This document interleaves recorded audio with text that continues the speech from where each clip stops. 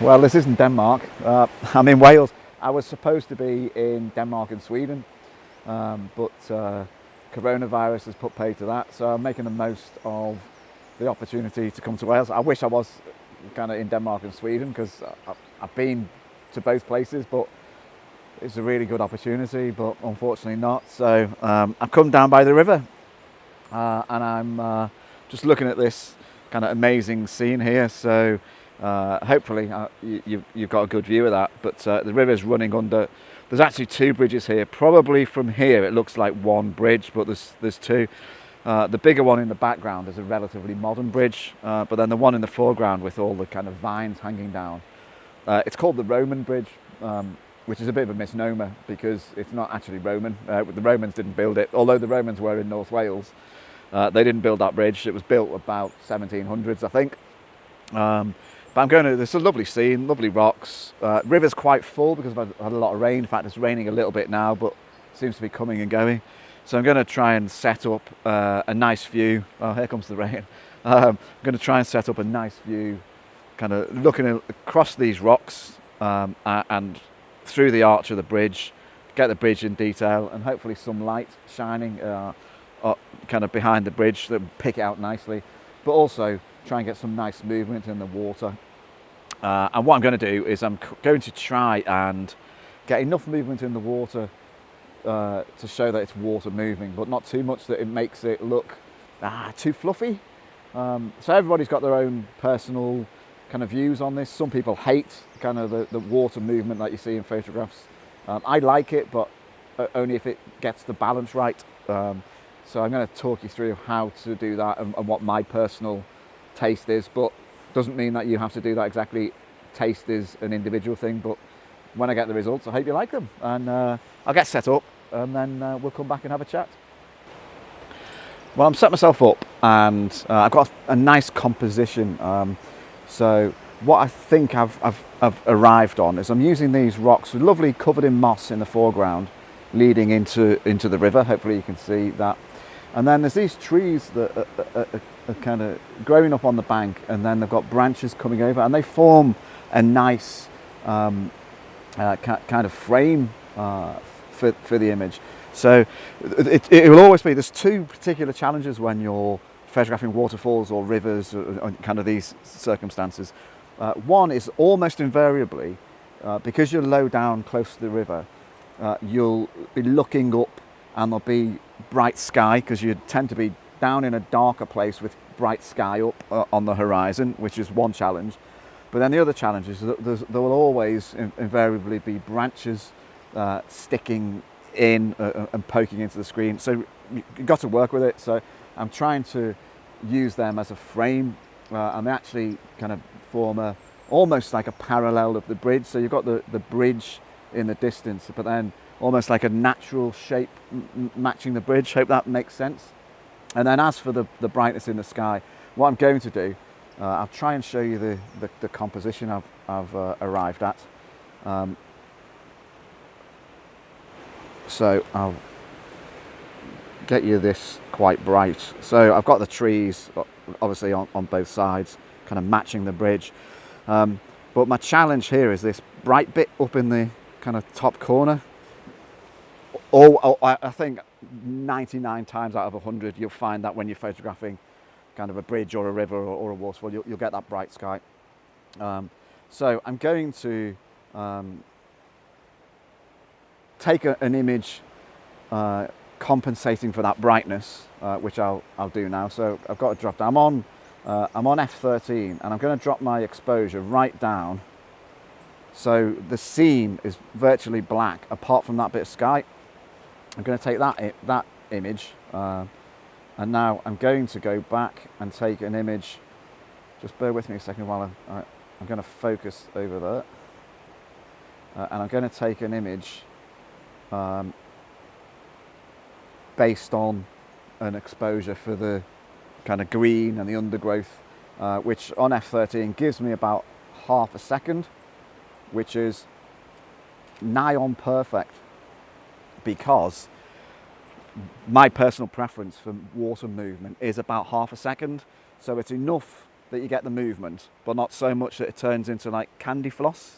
So rough rule of thumb for me, depending obviously on the lighting conditions, but around about half a second is enough to get movement. So people looking at the image will see there's movement in the water without it looking overdone. I'm not a big fan of the overdone, everything's a blur, mush. But I might do one like that, just to show. I'll maybe post it, and then you can decide what you prefer. Again, it's all down to personal taste. So I'm going to work on this a bit. I can see there's a bit of blue sky over my shoulder. It'd be quite nice if that blue sky went behind the bridge, because blue sky isn't as bright as cloud. It seems kind of a strange thing to say, but blue sky isn't illuminated. So if you get blue behind the bridge, it won't be as challenging, whereas at the moment the sun is illuminating the cloud, and it's acting kind of like a diffuser to kind of make the light harsher up there. So fingers crossed that blue sky moves over. And just kind of a final thing, it's deep. I was wondering, I've done it before. I made a film, I think, at Nant Mill, photographing a waterfall, and I had my wellies on, and I kind of just waded up and down the river. I think if I went in there, it'd probably be up to my neck. But maybe in the summer. I've moved a little bit closer to the bridge, not much, 20 yards, something like that. But I'm a little bit higher, and I'm looking across these lovely moss-coloured rocks and through the arches, and it's an experiment. Not sure it's going to work, but to deal with the sky, the blue sky hasn't yet moved behind the bridge, so to deal with the sky issue, I've just removed it out of the composition completely. So I'm starting the top of my frame kind of across the top of the bridge. Now I'm not sure if it'll work, but I'm hoping that it does. So I'll show you what I mean. Just clear this up a bit. So let's have a look. Hopefully you're getting a good view of this. But I've essentially got kind of these rocks in the bottom corner, and if you can see the lines, rule of thirds, rocks are on the rule of third. Kind of the stanchion of the bridge comes down to the rule of thirds. All that sort of stuff. But I've completely kind of eliminated the sky, and I'm on f16, and the camera's suggesting 2.5 seconds. Oh, I think I can hear a dipper. So I'm going to take that. I'm using the 2-second delay on the shutter, so don't want to introduce any camera shake, and I have got my remote shutter release, but it's just easier to do the 2-second delay. So obviously you press your shutter, wait 2 seconds, and then it takes. Just going to review that image. It's looking okay. I think I got a better one earlier because the sun was shining. A hole appeared in the clouds, and the sun was shining on the rocks behind the bridges and on these rocks in the foreground. I've dropped my polarizer in to take some of the sheen off the water. That also darkens kind of the scene, so my shutter speed will go up a bit as a result, which I'm quite happy with, as long as it doesn't go kind of too far. There is a little bit of a challenge, and I'm going to be kind of completely honest. These rocks look amazing, but there's a couple of not sure if you'll be able to see it, but just before you get to the edge of the water, there's 2 very bright spots, and I've noticed on the kind of playback of the image, they're quite near the bottom of my composition, and they're very bright, and in the final image they will catch the eye. So I'm going to be completely honest, I'll do something about those in Lightroom or Photoshop. I'll probably use a cloning tool or dodge and burn just to reduce those, because otherwise you've got an image with kind of a light scene with the water quite light, the rock's quite dark, but then those 2 points on the rock, I think it's just where the top of the rock is smooth, those would attract the eye too much. So I'll be completely honest, when I process the image, I'll get rid of those with some jiggery pokery. The other thing that I might have an issue with is this rope. There's a rope swing, and obviously people come and swing, and good luck to them. But in some of the images with the longer shutter speed, because it's moving in the wind a little bit, you'll get a blur rope. Kind of, I don't know whether that'll be too much of a distraction, so I might have to remove that as well. If the shutter speed's fast enough, I don't mind it just hanging there and being sharp and focused. I'm not sure I'll be happy with the movement, so in some of the images I might have to do something about that as well, but it's just an extra job in post-processing.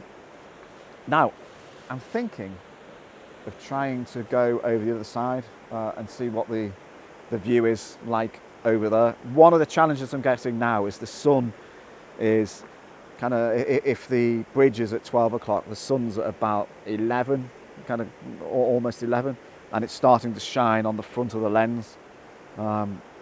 So it might get some lens flare, so just wondering about moving over there. But then the sun will be kind of more directly in my view. But we'll see.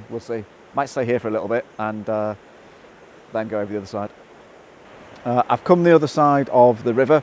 My message to you, if you come here, is don't bother. It's beautiful. It's a beautiful scene. It's a beautiful place. But this side of the river, you can't see enough through the kind of through the arch of the bridge to make it worthwhile.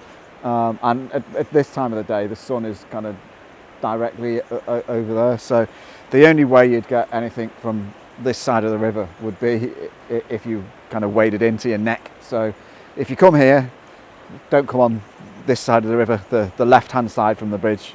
The right-hand side is much better. I'm going now. I'm going to work my way back up and have a bit of a scout round, because just beyond the bridges is quite a big waterfall. Now, I don't know whether it's accessible. I'm going to go and have a look and see if there are any spots. There might be, might not be. Time will tell.